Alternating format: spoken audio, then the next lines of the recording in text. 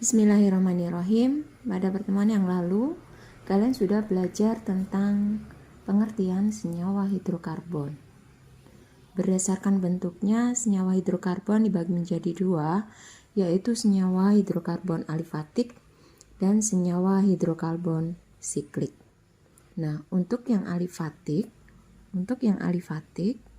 itu ada hidrokarbon tunggal, ada yang rangkap 2 dan ada yang rangkap 3. Nah, sekarang kalian akan belajar tentang gugus fungsi dari senyawa hidrokarbon. Jadi berdasarkan gugus fungsinya, senyawa hidrokarbon itu dibagi menjadi 3. Untuk yang tunggal ini termasuk ke dalam gugus alkana, sedangkan yang rangkap 2 ini termasuk ke dalam gugus alkena, sedangkan yang rangkap 3 masuk ke dalam rumpun alkuna.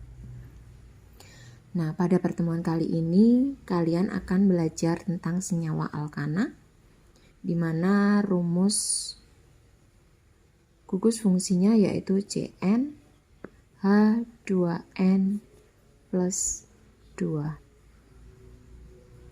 Jadi, kalau jumlah C-nya sama dengan 1, maka jumlah H-nya sama dengan 2 kali 1 ditambah 2, sama dengan 4. Sehingga rumus senyawanya adalah CH4. Kemudian, kalau C-nya sama dengan 2, H-nya sama dengan 2 kali 2 ditambah 2, sama dengan 6, berarti rumusnya C2H6. Nah, kalau C-nya sama dengan 3, H-nya sama dengan 2 kali 3 ditambah 2, sama dengan 8, berarti rumusnya nanti C3H8. Nah, sekarang kalian cari sampai C-nya sama dengan 10. Jadi C4, C5, C6 sampai dengan C10 kalian cari, dan rumus umumnya, rumus molekulnya apa? Kalian tulis. Nah, untuk yang CH4 itu namanya adalah metana. Yang ini adalah etana. Jadi untuk gugus alkana akhirannya adalah ana. Untuk C3 propana. Dan seterusnya sampai C10 adalah dekana.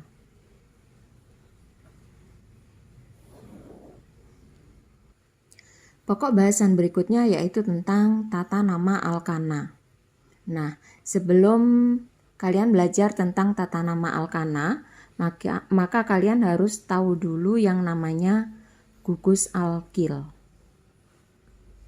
Nah, dari namanya kelihatan bahwa gugus alkil itu nanti diakhiri dengan il. Jadi berakhiran il. Rumus umumnya yaitu CnH2n plus 1. Jadi gugus alkil itu adalah gugus alkana yang hanya lepas 1, yang kehilangan H1. Sehingga rumusnya sebenarnya sama dengan alkana, tetapi hanya dikurangi 1. Nah, kalau misalkan Bu Teni punya C sama dengan 1, maka hanya sama dengan 2 kali 1 ditambah 1. Hanya sama dengan 3. Sehingga rumus molekulnya adalah CH3. Karena diakhiri il, tadi yang C-nya 1 meta, karena diakhiri il namanya menjadi metil. Kemudian untuk C sama dengan 2, hanya sama dengan 2 kali 2 ditambah 1 sama dengan 5. Maka rumus molekulnya C2H5 namanya sama, eta karena ada ilnya menjadi etil. Kemudian kalau C-nya 3 hanya 2 kali 3 ditambah 1, 7, berarti C3H7 propil. Dan seterusnya sampai C sama dengan 10. Kenapa tidak sampai banyak, Bu? Sudah cukup untuk level SMA. Kalian boleh menghafal hanya sampai 10 saja. Kalau menghafalan sampai 100 juga boleh, tidak apa-apa. Ya, terserah. Jadi minimal harus hafal C10, C1 sampai C10. Jadi kalau C-nya 10 hanya sama dengan 2 kali 10 tambah 1 sama dengan 21. Rumusnya menjadi C10H21 namanya dekil. Nah, setelah tahu gugus alkil, kita masuk ke tata nama. Yang pertama yaitu untuk alkana rantai lurus. Alkana rantai lurus, tata namanya diawali dengan N, yang artinya normal. Jadi, kalau misalkan Bu Teni punya alkana C3, C seperti yang sudah kalian ketahui, C itu dia bisa berikatan dengan 4 atom yang lain. Sehingga kalau sudah ada 1, tinggal nambahi H sebanyak 3. Kalau sudah ada 2, 1, 2, berarti hanya 2. Kalau yang ini sudah punya 1, berarti hanya 3. Maka kalau C-nya 3, maka namanya adalah N-propana. Kalau misalkan C-nya ada 5,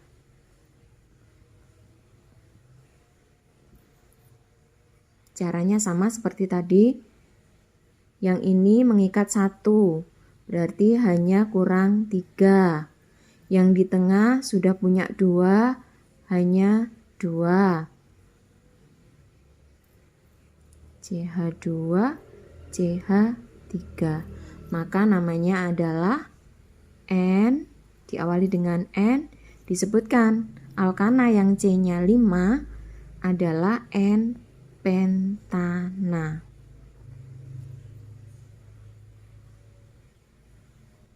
Coba kalian cari sendiri untuk yang C-nya sama dengan 7.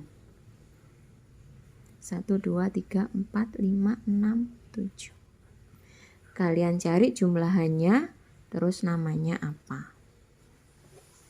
Nah, kalau sudah, kita akan belajar tentang alkana rantai bercabang. Nah, nama alkana dipilih berdasarkan rantai C terpanjang. Jadi untuk alkana bercabang, maka tata namanya diambil dari C terpanjangnya. Misalkan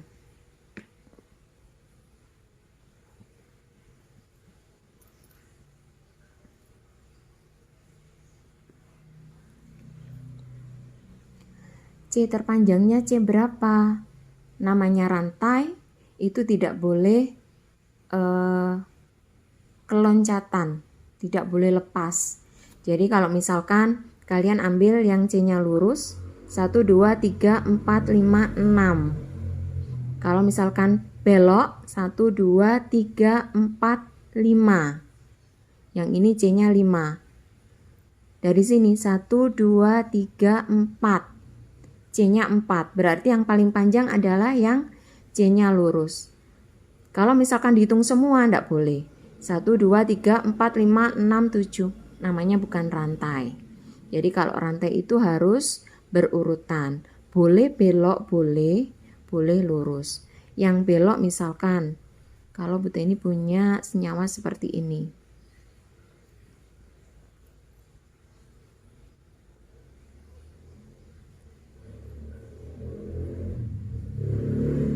Nah, kalau diambil yang lurus 1, 2, 3, 4, 5, 6, 7. Kalau yang ke sini 1, 2, 3, 4, 5, 6. Kalau yang ke sini 1, 2, 3, 4, 5, 6, 7, 8. Sehingga yang terpanjang adalah C8. Yang ini tadi C terpanjangnya adalah, nah, C terpanjang itu digunakan sebagai induk. Jadi induk itu digunakan sebagai nama belakang. Jadi karena C terpanjangnya ini adalah C6, 1, 2, 3, 4, 5, 6, maka nanti senyawa ini namanya berakhiran dengan heksana. Sedangkan yang ini karena C terpanjangnya tadi C8, maka belakangnya oktana. Nah, rantai-rantai yang tidak termasuk ke dalam rantai utama disebut dengan cabang. Nah, untuk yang pertama, senyawa pertama, cabangnya adalah ini. Sedangkan senyawa yang kedua, cabangnya adalah yang itu. Nah, tadi Bu Teni kan sudah kasih cara. Kalau C tangannya sudah ada 1, maka kurang hanya 3. Karena maksimal C tangannya ada 4. Sehingga kalau sudah ada 1, maka hanya nambahi 3. CH3. Nah tadi gugus alkil yang C-nya 1 namanya adalah metil. Kemudian untuk yang ini C-nya 2. Ini sudah ada 2 berarti hanya 2. Yang ini C-nya sudah ada 1 tangannya hanya berarti kurang 3. Nah, untuk yang C-nya 2 hanya 5 berarti ini adalah cabang etil. Nah, kalau sudah seperti ini, kalian sudah tahu rantai terpanjangnya, rantai induknya, nama belakangnya juga sudah tahu, tinggal penomoran. Nah, penomoran dari mana? Penomoran pilih dari ujung yang lebih dekat dengan cabang. Yang lebih dekat dengan cabang yang mana? Senyawa pertama misalkan 1, 2, 3, 4 baru ketemu cabang. Sedangkan dari kanan 1, 2, 3 baru ketemu cabang. Sehingga yang terdekat adalah yang dari kanan. Sehingga penomoran dimulai dari kanan. 1, 2, 3, 4, 5, 6. Untuk senyawa yang bawah 1, 2, 3, 4, 5 ketemu cabang. Kalau dari bawah 1, 2, 3, 4. Sehingga penomoran dari mana? Dari yang lebih dekat dengan cabang 1, 2, 3, 4, 5, 6, 7, 8. Baru diberi nama kalau sudah. Ini cabang metil ada di C nomor 3. Berarti disebutkan 3 metil heksana. Nah, untuk yang satunya berarti ada di C nomor 4, 4 etil oktana. 4 etil oktana. Mudah-mudahan paham ya. Nah, berikutnya, kalau misalkan Bu Teni punya senyawa seperti ini. C terpanjangnya C yang ini, C6.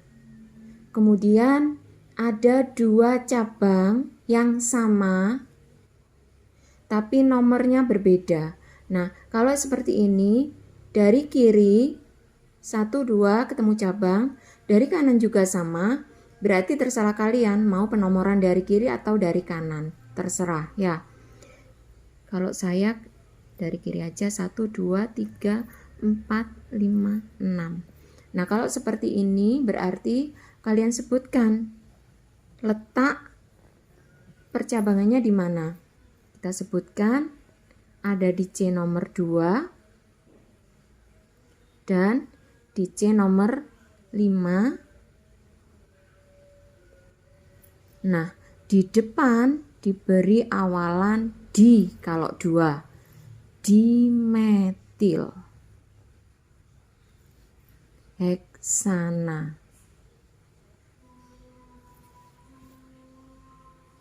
Nah, kalau misalkan ada satu lagi cabang di sini, maka diberi nama 2,4,5 trimetil.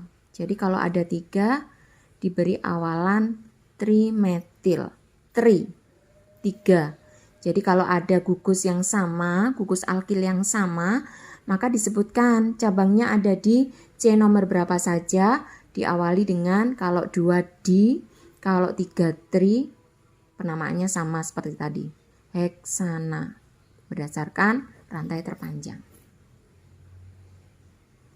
Kalau 4 tetra, kalau 5 penta, dan seterusnya. Nah, yang berikutnya kalau Bu Teni punya senyawa seperti ini, C terpanjangnya adalah C yang lurus saja karena sama 1, 2, 3, 4, 5, 6 1, 2, 3, 4, 5, 6 sama. Kemudian kita nomori. Penomoran dari mana? Penomoran dari yang lebih dekat dengan cabang. Yang lebih dekat dengan cabang adalah yang dari kanan 1, 2, 3, 4, 5, 6. Di sini ada cabang metil. Sedangkan di sini ada cabang etil. Maka kalau seperti ini, kalian sebutkan berdasarkan urutan abjad. Karena E tertulis terlebih dahulu di urutan abjad, berarti etil kalian sebutkan terlebih dahulu. Etil ada di C nomor 4. 4 etil. Kemudian metil ada di C nomor 2. 2 metil heksana.